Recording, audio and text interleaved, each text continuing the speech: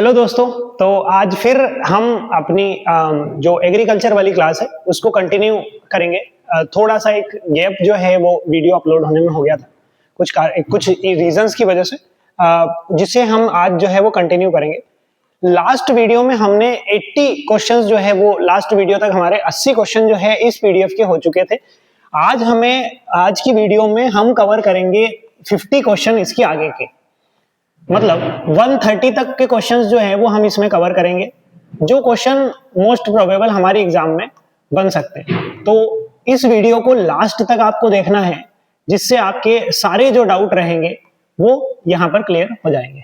चलिए, अगर हम बात करें यहाँ पर क्वेश्चन नंबर 81 की, तो 81 में यहाँ पर क्या दिया हुआ है कि आप इंसेक्टिसाइड्स का जो स्प्रे करते हैं उसका बेस्ट टाइम यहाँ पर क्या हो सकता है। इंसेक्टिसाइड स्प्रे करने का बेस्ट टाइम क्या होता है, तो यहाँ पर आंसर आता है सुबह और शाम।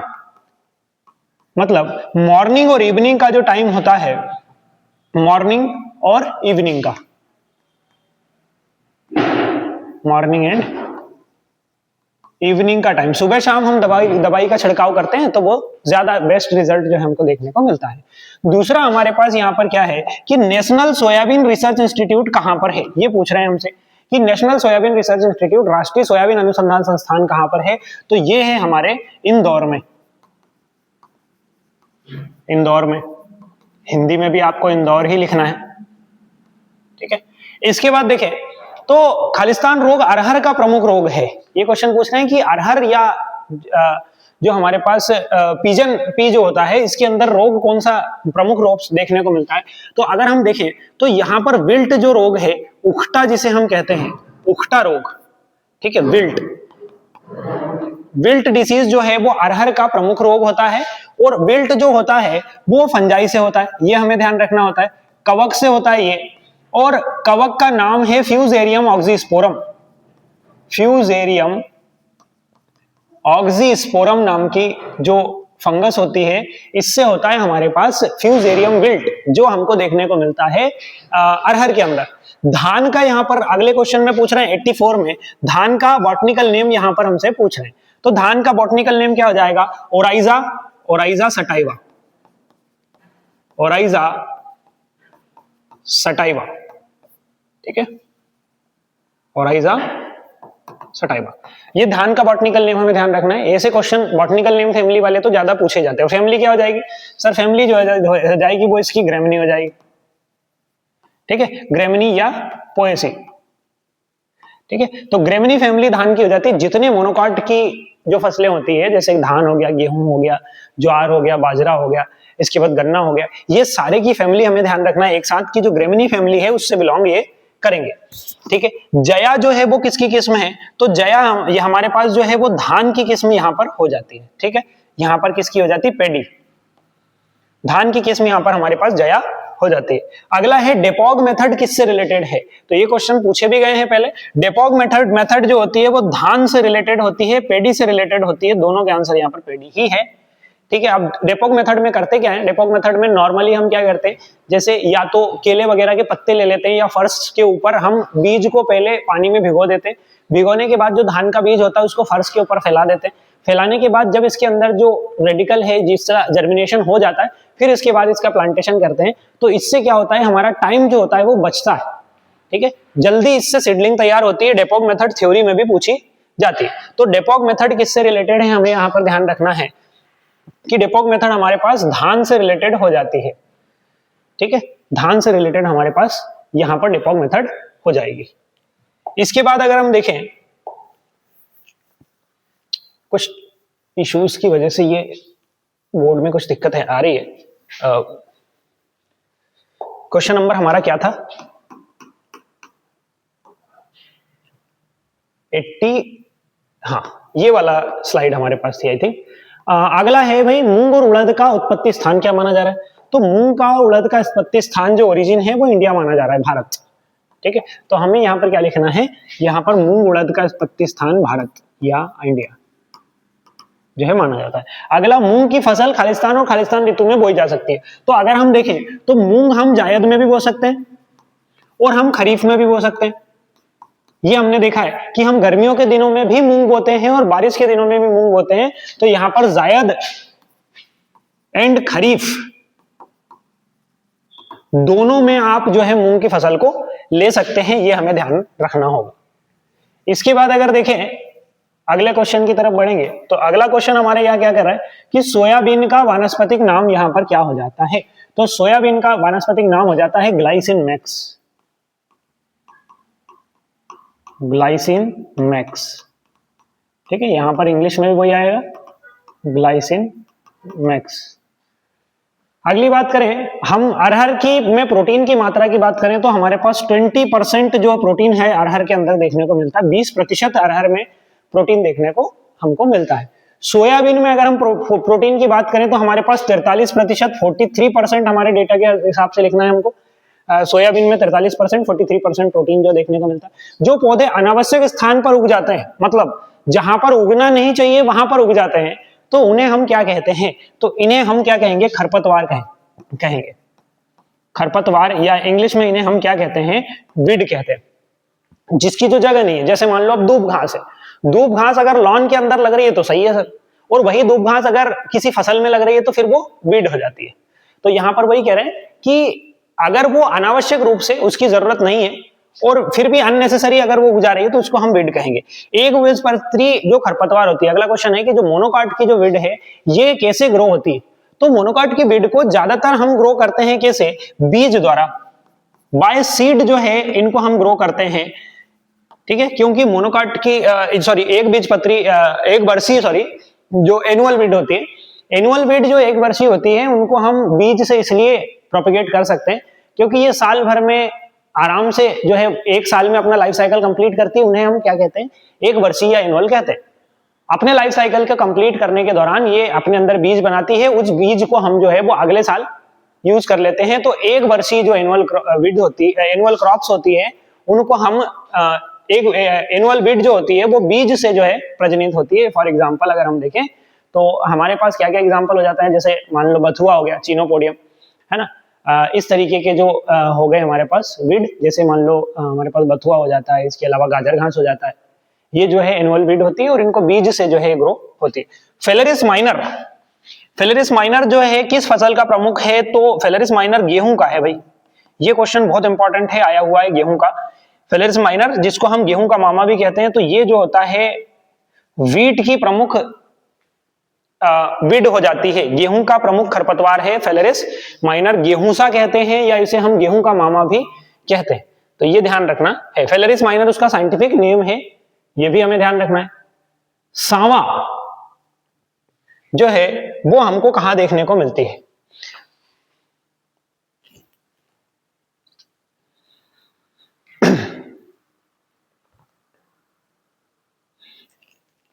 हाँ भाई कौन से क्वेश्चन पे पहुंचे थे हम, 96 के ऊपर। सांवा, सांवा जो है वो हमको देखने को मिलती है धान के अंदर, धान में ना पेडी। कासनी पूछा गया है भाई, कासनी, कासनी जो खरपतवार होती है ये मेनली हम बरसीम के अंदर देखते हैं, ये ध्यान रखना है, बरसीम, ठीक है। बरसीम के अंदर बरसीम जैसे ही होती है तो वो मिली जुली देखने को मिलती है। उसके बाद ये जो होती है इसके ब्लू कलर के इसके अंदर फ्लावरिंग होती है, तो ये ब्लू कलर के फ्लावर हमको देखने को मिलते हैं बरसीम में। कासनी, गेहूं के खेत में चने का पौधा उगना। अब देखो एक दोनों फसल है, गेहूं और चना दोनों फसल है, लेकिन फील्ड किसकी है, गेहूं की, और उसमें चना उग रहा है। तो इसे हम क्या कहेंगे, इसे हम रिलेटिव वीड कहेंगे, संबंधित खरपतवार कहेंगे। ये क्वेश्चन बहुत इंपॉर्टेंट हो जाता है, संबंधित खरपतवार कहेंगे, रिलेटिव वीड कहेंगे, ये ध्यान रखना हमें हो जाता है, ठीक है।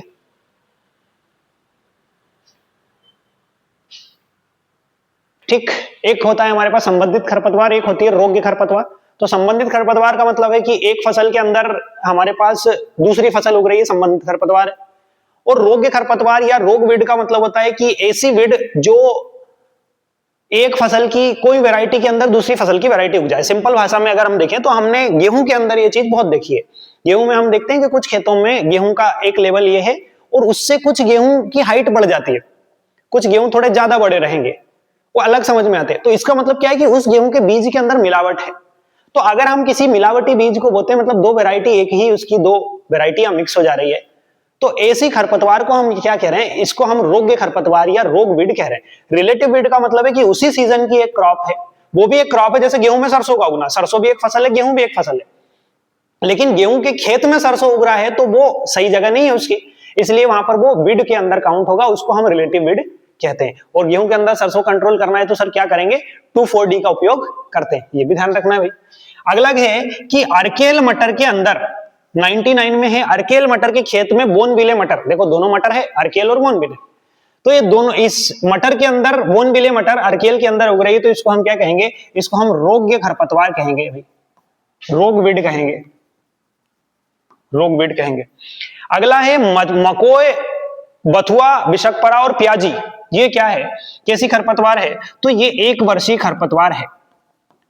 अब ये यहां पर देखिए, ये यहां पर ऐसे ऑब्जेक्टिव में आने के चांसेस तो है, कम है या ज्यादा है, लेकिन इस तरीके के क्वेश्चन थ्योरी में पूछने की संभावना ज्यादा है। मतलब कि आपसे पूछ लेंगे कि किन्हीं 2 या 3 एक वर्षीय खरपतवारों के नाम लिखो, एनुअल वीड के नाम लिखो, तो हम यहां पर जो है आसानी से लिख देंगे, मकोय, बिशकपरा, प्याजी और बथुआ, ये क्या है, ये एनुअल वीड है। तो हमें इस वीडियो को केवल ऑब्जेक्टिव के हिसाब से नहीं लेना है, इसको हमको थ्योरी के एस्पेक्ट से भी इसको पढ़ना रहेगा। अगला देखें कि इसमें कौन कौन सी खरपतवार जो है द्विवर्षीय खरपतवार है, तो यहां पर मैं बता देता हूं आपको कि जो वाइल्ड कैरेट मतलब जंगली गाजर, जंगली गाजर और जंगली गोभी, जंगली गोभी, ये दो लिखना है तुमको, वाइल्ड कैरेट, वाइल्ड कैरेट और वाइल्ड केवेज, वाइल्ड कैरेट और वाइल्ड केवेज ये दोनों कैसी है, ये दोनों बाइनियल के अंदर आ जाती है, द्विवर्षीय खरपतवार के अंदर आ जाती है। अब बात आती है द्विवर्षीय का मतलब क्या, सर जैसे एक वर्षीय का मतलब ये था कि ऐसी वीड जो एक साल में अपनी वेजिटेटिव ग्रोथ कर ले, मतलब रूट स्टेम लीफ बढ़िया डेवलप कर ले, और बीज भी एक साल के अंदर बना ले, बीज बनाने के बाद जो है वो खत्म हो जाएगी, इसको हम कहते हैं एक वर्षीय खरपतवार या एनुअल वीड, मतलब एक साल में अपना जीवन चक्र कंप्लीट कर लेगी, vegetative growth, reproductive growth, flower, seed बनाना और पौधे का खत्म हो जाना, ये अगर एक साल में हो रहा है तो इसे हम एक बीजपत्री खरपतवार कहेंगे। लेकिन अगर ये हो रहा है कि किसी पौधे के अंदर एक साल, पहले साल वेजिटेटिव ग्रोथ हो रही, मतलब रूट स्टेम लीफ बन रहे हैं, और दूसरे साल में क्या हो रहा है, उसके अंदर सीडलिंग हो रही है, फ्लावरिंग और सीडलिंग हो रही है, मतलब फ्लावर आ रहे हैं, सीड बन रहे हैं और फिर वो खत्म हो रहा है, तो उसको हम क्या कहते हैं, द्विबीजपत्री, द्विवर्षीय खरपतवार कहते हैं। तो यहां पर हमारे पास द्विवर्षीय के एग्जांपल क्या थे, वाइल्ड कैरेट और वाइल्ड केवेज। और पेरिनियल बहुवर्षीय का क्या मतलब हो जाता है भाई, बहुवर्षीय का मतलब सीधा सीधा हो जाता है कि एक बार पौधा लग गया है, वो अपनी वेजिटेटिव ग्रोथ करता रहेगा, वो उसके अंदर फ्लावर सीड बनाता रहेगा और सीड गिरते रहेंगे, लेकिन वो पौधा बना हुआ रहता है लंबे समय तक, तो उसे हम क्या कहते हैं, उसे हम पेरिनियल या बहुवर्षीय कहते हैं। जैसे यहाँ पर कांस दिया है, गौथा लिखा गया, ये मोथा है, कांस हो गया, मोथा हो गया, हिरन खुरनी हो गया, दूब घास हो गया, ये कैसी है, ये बहुवर्षीय है, बहुवर्षीय होती है, पेरिनियल होती है,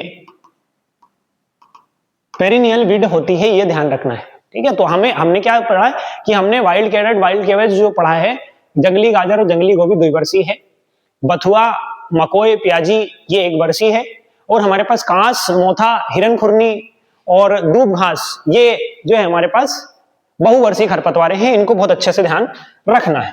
अगले क्वेश्चन की तरफ अगर हम बढ़े, क्वेश्चन नंबर है हमारे पास 103, गेहूं का मामा का वैज्ञानिक नाम क्या है, गेहूं का मामा, या इसको हम गेहूंसा भी कहते हैं, इसको हम गेहूंसा भी कहते हैं, और इसका साइंटिफिक नेम है फेलेरिस, फेलेरिस माइनर, ये ध्यान रखना है, क्या है, फेलेरिस माइनर, ठीक है, साइंटिफिक नेम है फेलेरिस माइनर। अगला है बिशकपरा का साइंटिफिक नेम क्या है, इस क्वेश्चन को देखना है भाई।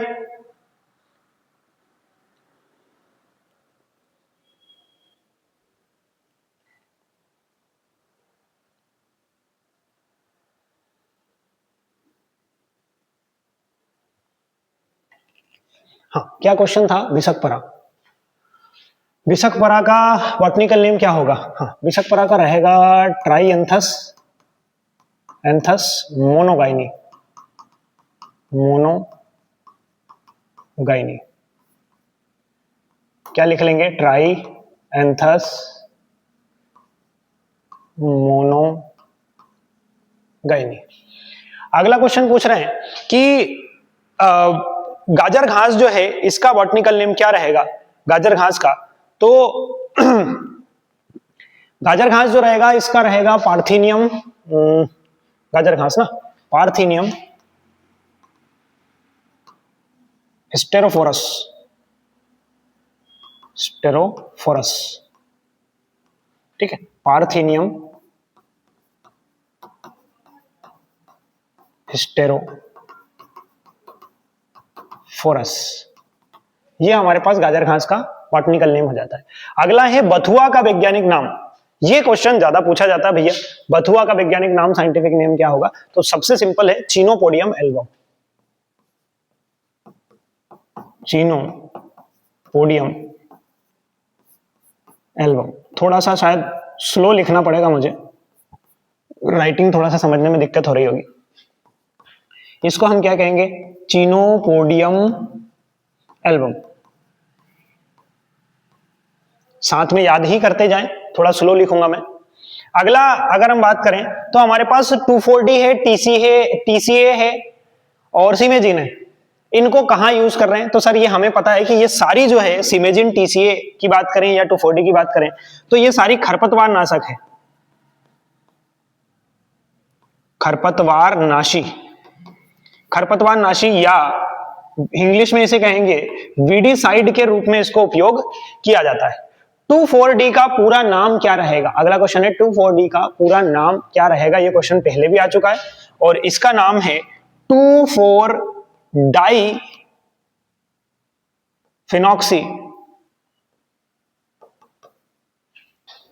2,4-डाइफिनॉक्सी एसिटिक एसिड, सॉरी 2,4-डाइक्लोरोफिनॉक्सी एसिटिक एसिड रहेगा ना, 2,4-डाइक्लोरोफिनॉक्सी एसिटिक एसिड। हिंदी में भी ऐसा ही लिखना है, 2,4-डाइक्लोरोफिनॉक्सी एसिटिक एसिड। ये रहेगा हमारे पास 2,4-D का पूरा नाम। ठीक, अगले क्वेश्चन की तरफ बढ़े। लिखते जाना है आपको, अगर लग रहा है तो आंसर को जो है नोट करते जाएं। अगला है कीटों को मारने वाले रासायनिक पदार्थ को क्या कहेंगे, कीटनाशक कहेंगे। सरल है सर, कीटनाशक कहेंगे। ठीक है, कीटनाशक को इंग्लिश में क्या कहेंगे सर, इंसेक्टिसाइड कहेंगे, इंसेक्टिसाइड कहेंगे। संपर्क द्वारा कीटनाशक, कीट को मारने वाला मतलब क्या होगा कि कीट, इंसेक्ट जो है डायरेक्ट कांटेक्ट में आ रहा है, उसके संपर्क में आ रहा है और इंसेक्ट मर जा रहा है, इसको हम कांटेक्ट इंसेक्टिसाइड कहेंगे, डायरेक्ट कांटेक्ट इंसेक्टिसाइड, या संपर्क कीटनाशी कहते हैं, संपर्क कीटनाशी कहते हैं। अगला क्वेश्चन है ऐसे कीटनाशक जो पूरे पौधे को विषैला बना देते हैं उन्हें क्या कहेंगे, तो इन्हें हम सिस्टेमिक कीटनाशक कहते हैं, सिस्टेमिक, सिस्टेमिक इंसेक्टिसाइड इन्हें हम कहेंगे। क्या होता है कि हम देखते हैं कि कुछ जो इंसेक्टिसाइड हम ऐसे डालते हैं, कुछ कीटनाशक दवाएं हम ऐसी डालते हैं कि हम एक बार दवा को डाल दे रहे हैं तो खेत में लगभग 10 दिन 15 दिन तक इंसेक्ट का कोई अटैक नहीं हो रहा है। इसका क्या कारण है कि वो जो दवाएं हैं वो पौधे के टिश्यूज के अंदर चली जाती है और उन टिश्यू के अंदर वो एक समय तक बनी रहती है। जैसे हम कह रहे हैं कि भाई 15 दिन तक रेजिस्टेंट बना के रख रही है, तो वो 15 दिन तक उन टिश्यूज के अंदर बनी रह रही है। इन 15 दिन के बीच में अगर कोई इंसेक्ट आके उसको खाता है तो वो इंसेक्ट मर जाएगा। ऐसी इंसेक्टिसाइड को हम सिस्टेमिक इंसेक्टिसाइड जो है वो कहते हैं। अगला हमारे पास है डीडीटी, बीएचसी, मेलाथियन और रोगार, फास्फोमिडान। ये सब क्या है, ये सब क्या है भाई, ये कीटनाशक है, ये सब क्या है, कीटनाशक है, मतलब इंसेक्टिसाइड है।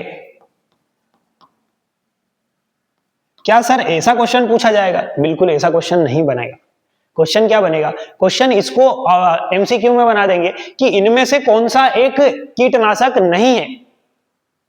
ऑप्शन दे दिए तुमसे डीडीटी, बीएचसी, मेलाथियन या 2,4-D, तो आंसर आ जाएगा आपका 2,4-D। इस तरीके के क्वेश्चन बनने की संभावना है। या ऐसा क्वेश्चन बना देंगे कि इनमें से कौन सा एक कीटनाशक है, ऑप्शन आपको देंगे सिमेजिन, एट्राजिन, 2,4-D या मेलाथियन, तो वहां पर आंसर क्या हो जाएगा, मेलाथियन हो जाएगा। तो हमें इनको इसलिए याद करना है कि ये क्वेश्चन वैरायटी ऑफ क्वेश्चन इससे बन सकते हैं। अगर डायरेक्ट ये पूछ लिया मान लो कि किन्हीं 4 कीटनाशकों के नाम लिखो, 2 मार्कर में मान लो पूछ लिया 2 या 4 कीटनाशकों का नाम लिखो, तो हम यहां पर लिख पाएंगे इस तरीके के आंसर। अगले क्वेश्चन की बात करें कि स्टिकी ट्रैप या चिपचिपे ट्रैप का उपयोग, यहां पर आपसे पूछा जाएगा चिपचिपे ट्रैप का उपयोग किसको नियंत्रित करने में किया जाता है, तो यहां पर मिली बग के कंट्रोल के लिए किया जाता है। किसके लिए, हमारे पास मिली बग, ठीक है, मिली बग। होता यह है कि आम के पौधे में खासकर इसका उपयोग किया जाता है। आम में एक इंसेक्ट होता है मिली बग, जो नीचे से रेंगते हुए उसके ऊपर चढ़ेगा, मतलब नीचे से चल के उसके ऊपर चढ़ेगा, किसके ऊपर, स्टेम के ऊपर, और फिर जो है वो फलों को नुकसान पहुंचाता है। अब बात यह है कि इसको कंट्रोल करना है तो हम क्या करते हैं, जैसे ये आम का पौधा है, ये इस आम के पौधे पे हम कुछ स्टिकी सब्सटेंस, चिपचिपे सब्सटेंस की ऐसी पट्टी लगा देते हैं, जिसको ग्रीस बेंडिंग भी कहते हैं। मतलब पट्टी मतलब ऐसा लेप देते हैं एक तरीके से हम किसी चीज, जैसे ये आम का स्टेम है तो इसके ऊपर हमने उसको चिपचिपी चीज को, ग्रीस टाइप की जो चीज है उसको लपेट, ऐसा लेप दिया है ब्रश से। तो क्या होगा, नीचे से जो इंसेक्ट जा रहा है वो वहां जाने के बाद चिपक जाएगा उससे, उसके आगे बढ़ नहीं पाएगा। इसको ग्रीस बेंडिंग भी कहते हैं, स्टिकी ट्रैप भी कहते हैं इसको। और किया किसके लिए जाता है, इसको मिली बग के कंट्रोल के लिए किया जाता है। किसके पौधे में, आम के पौधे में मिली बग कंट्रोल के लिए किया जाता है। ऐसा का ऐसा क्वेश्चन जो है कई बार जो है बन चुका है। अगले क्वेश्चन की तरफ अगर हम बढ़े तो अगला क्वेश्चन हमारे पास है कि गन्ना फसल का मुख्य कीट क्या है, ये क्वेश्चन भी पूछा गया है। तो गन्ना में जो पायरिला है, पायरिला कीट है, वो गन्ने के अंदर प्रमुख कीट हो जाता है। ये क्वेश्चन भी पूछा गया है कि सुगर केन का प्रमुख इंसेक्ट यहां पर क्या हो जाता है, पायरिला हो जाता है। ठीक है, अगले क्वेश्चन की तरफ बढ़े। 114 क्वेश्चन जो है हमने कवर कर चुके हैं। यहां पर हमें अभी 130 क्वेश्चन जो है इस वीडियो के अंदर कवर करना है टोटल। अगला क्वेश्चन देखिए, पिंक वर्म किसका है, गुलाबी कीड़ा। ये पिंक वर्म को गुलाबी कीड़ा के नाम से भी पूछेंगे। तो ये देखने को मिलता है हमको कपास के अंदर, कपास या कॉटन के अंदर हमको देखने को मिलेगा गुलाबी कीड़ा, ये हमें ध्यान रखना है। चलिए, एफिड की बात करें, माहू की, तो ये हालांकि ऐसा नहीं है, ये इंसेक्ट बाकी में भी देखने को मिलता है। एफिड गेहूं के अंदर भी देखने को मिलेगा, लेकिन मुख्य रूप से एफिड हमको देखने को मिलता है सरसों के अंदर, सरसों के अंदर है ना। हमारे पास रेपसीड, रेपसीड या सरसों के अंदर हमको देखने को मिलता है एफिड। ठीक है, दूसरा, नीम, आक और धतूरा का उपयोग क्यों कर रहे हैं। नीम हो गया, आक हो गया और धतूरा हो गया, इसका उपयोग हम क्यों कर रहे हैं, क्योंकि इनके अंदर पाई जाती है कीटनाशक प्रॉपर्टी, इंसेक्टिसाइड प्रॉपर्टी होती है। तो इनको कीटनाशक के रूप में उपयोग किया जाता है, इनको सबको इंसेक्टिसाइड के रूप में उपयोग किया जाता है। बायो इंसेक्टिसाइड जो बनाए जाते हैं वो इनसे ही बनाए जाते हैं, जैव कीटनाशी जो है वो बनाए जाते हैं। दूसरा, जैसे अब यहाँ पर तंबाकू लिखा है, तंबाकू का उपयोग भी बायो इंसेक्टिसाइड के रूप में किया जाता है। तो तंबाकू में पाया जाता है निकोटीन, तंबाकू में पाया जाता है निकोटीन, और इस निकोटीन को ही, निकोटीन के अंदर इंसेक्टिसाइड प्रॉपर्टी पाई जाती है, कीट को मारने की क्षमता पाई जाती है, इसलिए तंबाकू के निकोटीन को भी कीटनाशक के रूप में उपयोग कर रहे हैं। अगला है यहां पर कि कौन कौन से इंसेक्ट के बारे में दिया है कि जो रस चूसक होते हैं, सेब सकर होते हैं। तो यहां पर एक रहेगा हमारे पास एफिड, एफिड हो जाएगा, मतलब एफिड मतलब हिंदी में लिख देते हैं इसको माहू। थ्रिप्स, थ्रिप्स को थ्रिप्स ही लिखना है। और तीसरा एफिड हो गया, थ्रिप्स हो गया, एफिड, थ्रिप्स। और एक होगा सफेद मक्खी, सफेद मक्खी, व्हाइट फ्लाई, व्हाइट फ्लाई। ये 3 जो हो गए हमारे पास क्या हो गए, ये रस चूसक होते हैं, मतलब प्लांट से उसका जो सेप होता है, रस होता है, उसको चूसने का काम करते हैं, एफिड, थ्रिप्स और व्हाइट फ्लाई। 120वें क्वेश्चन में क्या लिखा है कि खालिस्तान तने को काटने वाला कीट होता है।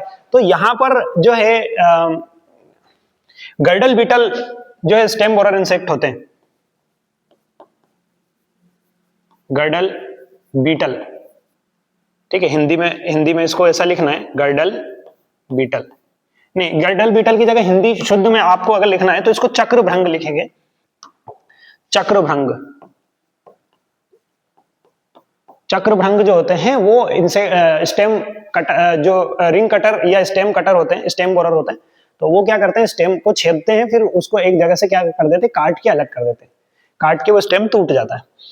ठीक है, ब्लाइट जो हो रहा है वो किसके कारण हो रहा है, तो ब्लाइट रोग होता है कवक के कारण, कवक या फंजाई।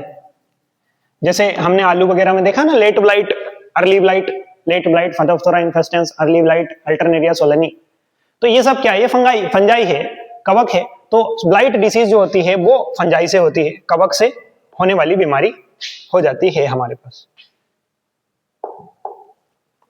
फिर से गड़बड़ हो गया, कहां तक क्वेश्चन कर लिए भाई हमने, 120 तक क्वेश्चन कर लिए हैं, 10 क्वेश्चन और हम करेंगे इसके अंदर।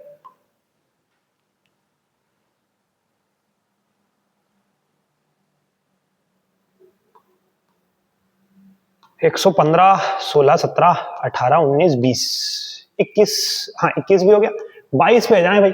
122, मोजेक जो रोग है वो किसके कारण हो रहा है, तो मोजेक जो होता है वो हमारे पास विषाणु के कारण होता है, ये ध्यान रखना है, विषाणु या वायरस के कारण होता है। मोजेक में सबसे पॉपुलर येलो मोजेक वायरस, जो हमने मूंग, उड़द, सोयाबीन में देखने को मिला। लेकिन अगर पूछा जाता है कि मोजेक मुख्य रूप से किस फसल में होता है, तो वहां पर हमको अपने सिलेबस के हिसाब से जो है सोयाबीन लिखना होगा। ठीक है, सोयाबीन के अंदर मोजेक रोग मुख्य रूप से देखने को मिलता है, ये हमें लिखना होगा। मोजेक होता किससे है, वायरस से होता है, विषाणु से होता है, ये ध्यान रखना है। टिक्का डिसीज, टिक्का डिसीज जो होती है वो किस फसल की बीमारी है, तो ये मूंगफली की बीमारी, मूंगफली की, ठीक है, ग्राउंड नट की। रस्ट, यहां पर जंग लिखा गया है, इसको रस्ट ही करना है। रस्ट और स्मट मेजर डिसीज किसकी है, तो रस्ट और स्मट मुख्य रूप से हमको देखने को मिलता है, जैसे ब्लैक रस्ट वगैरह गेहूं के अंदर देखने को मिलता है, पक्सीनिया वगैरह से होता है, फंजाई से, है ना। तो रस्ट और स्मट दोनों फंजाई से होने वाले रोग हैं, और किसके अंदर देखने को मिलते हैं, कि गेहूं की जो फसल है, व्हीट जो है, उसके अंदर देखने को मिलते हैं। रेड रॉट डिसीज, लाल सड़न रोग किस इसे कहेंगे, ये आपसे लाल सड़न के नाम से पूछा जाएगा हिंदी वालों के लिए, और इंग्लिश में जो है वो रेड रॉट ही पूछा जाएगा। तो ये रेड रॉट या लाल सड़न रोग जो है क्या है, ये है गन्ने के अंदर देखने को मिलता है, गन्ना या शुगर केन के अंदर, शुगर केन के अंदर। ये होता किससे है, एक फंजाई से होता है, और फंजाई का नाम है कोलेटोट्राइकम, कोलेटोट्राइकम फलकेटम, फलकेटम। कोलेटोट्राइकम फलकेटम फंजाई है, कवक है, जिससे हो रहा है आपका लाल सड़न रोग शुगर केन के अंदर। धान में अगर बात करें खैरा रोग, ये खास खास रोग है, ऐसे ही पूछे जाते हैं। धान में खैरा रोग किस कारण से हो रहा है, तो जिंक की कमी के कारण होता है। जिंक को आप जेडन लिख सकते हैं शॉर्ट में, जिंक की कमी के कारण होता है। अगला क्वेश्चन आता है कि केप्टान, थायरम, एल्गाल का उपयोग हम किसमें कर रहे हैं, तो ये केप्टान हो गया, थीरम हो गया, एल्गाल हो गया, ये सब क्या है, ये हमारे पास सीड ट्रीटमेंट, बीजोपचार, बीजोपचार या इंग्लिश में इसे हम कहेंगे सीड ट्रीटमेंट के रूप के लिए इनका उपयोग जो है हम करते हैं। इसके बाद अगर देखें तो हमारे पास 2-3 क्वेश्चन और हमें करना है, फटाफट इसको कवर करते हैं, क्या कुछ क्वेश्चन बाकी है उनको, और वीडियो को करेंगे एंड। अगला है कि कौन सा मिश्रण जो है वो हमारा फंगीसाइड होता है, तो यहां पर जो बोर्डो मिक्सचर होता है, हिंदी में ऐसा लिखना है बोर्डो मिश्रण, इंग्लिश में बोर्डॉक्स मिक्सचर, किस किस का है, copper sulphate, copper sulphate, quick lime और वाटर, 3 चीजों से मिलकर बना होता है। कॉपर सल्फेट मतलब नीला थोथा, चूना और पानी, 3 चीजों को मिला के हम बनाते हैं बोर्डो मिश्रण, और ये बोर्डो मिश्रण जो होता है वो फंगीसाइड होता है। ये सारी चीजें आपको ध्यान रखना रहेगा। 28 क्वेश्चन हो गए, 128। अगले क्वेश्चन की तरफ बढ़ेंगे कि गन्ना का वैज्ञानिक नाम क्या है, शुगर केन का साइंटिफिक नेम होता है हमारे पास सेकेरम, सेकेरम ऑफिसिनेरम, नेरम, ठीक है, लिख लेना है आपको, सेकेरम ऑफिसिनेरम, सेकेरम ऑफिसिनेरम, ठीक है। अगला है गन्ना किस फैमिली का है, तो ये ग्रेमिनी का है। मैं बता ही चुका था आपको कि ग्रेमिनी फैमिली का, ग्रेमिनी कुल का हो गया। ठीक है, तो ये हमारे पास टोटल हो गए 130 क्वेश्चन। आज की वीडियो में हमने कितने क्वेश्चन सॉल्व किए, 50 क्वेश्चंस जो है हमने सॉल्व कर लिए। ठीक है, और बचे हुए जो क्वेश्चंस रहेंगे उन्हें हम कंटिन्यू करेंगे अगली वीडियोस के साथ। ठीक है, तो आपको क्या करना है कि वीडियो को कंप्लीट देखना है और पूरी सीरीज के रूप में ये वीडियोस जो है अपलोड होगी। तो आपको चैनल पे जाना है, चैनल पे जाने के बाद आप प्लेलिस्ट के अंदर जाएंगे। अगर एग्रीकल्चर में क्रॉप प्रोडक्शन के नाम से प्लेलिस्ट जो डली हुई है उसके अंदर अगर आप जाते हैं तो आपको कंप्लीट वीडियो इसकी मिल जाएगी लाइन बाय लाइन, जिसको आपको सीक्वेंस से सारी देख लेना है। और डेफिनेटली इतनी वीडियोस देखने के बाद आपके जो क्वेश्चंस रहेंगे वो मोस्टली अगर आप देखें तो 28 क्वेश्चन में से 25 प्लस क्वेश्चन आपके यहाँ से लग जाएंगे। तो थैंक यू सो मच, मिलते हैं अगली वीडियो में।